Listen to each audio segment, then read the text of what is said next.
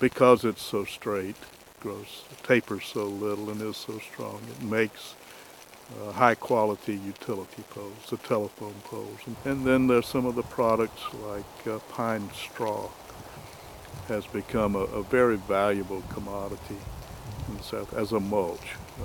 And a lot of landowners are making more money with the straw their longleaf pines produce than they do from the wood itself.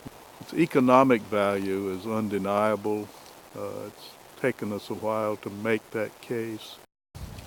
When the white pine forests of the Northeast and Lake states were cut out, this was the next great timber area in the U.S. and the lumbermen of the era came here. Land was cheap, timber was relatively inexpensive, and longleaf was such a high quality timber. It was so easily worked, so rot resistant. I've seen accounts in early lumbermen's journals that call it the king of the southern trees because it had such high qualities. By the end of the 19th century,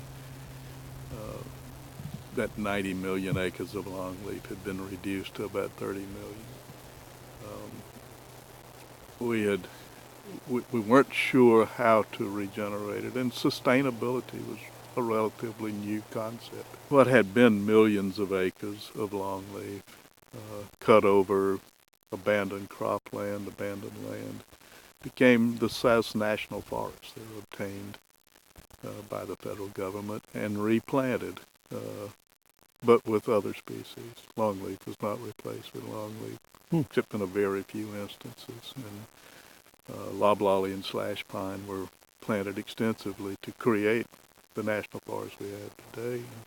By 1995, there were less than 3 million acres of longleaf left. We had lost 97% of the longleaf forest. What had been the biggest forest in the nation suddenly was reduced at a much faster rate in wetlands or redwoods or tropical rainforest, almost under our noses. I don't think people really appreciate it. And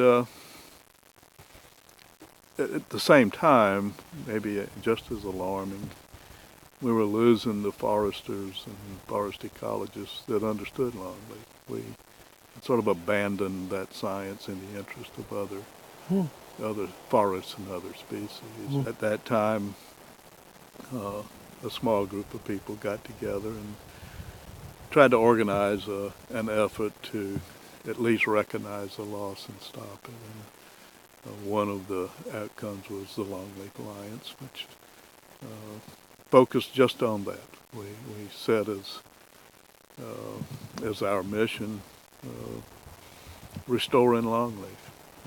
Reestablishing it where it used to be, where possible, where it met the landowner's objectives, and trying to restore the whole functioning ecosystem.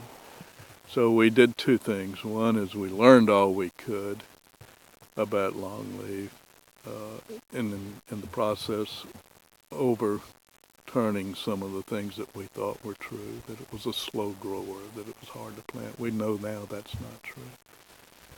And we realized that we had to be able to make an economic argument. In 2009, we monitored the first ever increase in longleaf acreage, ever. So we didn't just stop the decline, we reversed it. Since that time, the acreage has continued to increase at an incremental rate, but still an increase. One of our concerns, maybe our greatest concern, is that while we're gaining acreage, we're losing some of the best longleaf. We're planting abandoned crop fields and cut over land in longleaf, and that's a very positive thing. But at the same time, we're losing some of the oldest and best examples of longleaf ecosystems that are being cut, developed. So our response to that is don't lose it in the first place. Hang on to what we have as we add new acres. And that's become our latest initiative, is to help people keep the longleaf that they have through conservation easements or assistance, other ways to encourage them to continue to manage and retain their longleaf.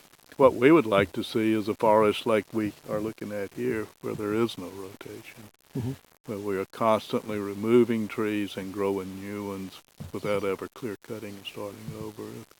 You always have a functioning forest all the time. You can generate income by extracting products all the time, but you always have a forest there. You can always, in an emergency, cut more timber. You always have fox squirrels. You always have bobwhite quail. You always have Bachman sparrows. You always have that amazing understory of wildflowers. I can't even imagine a more attractive forest than a fire-maintained longleaf forest in the fall.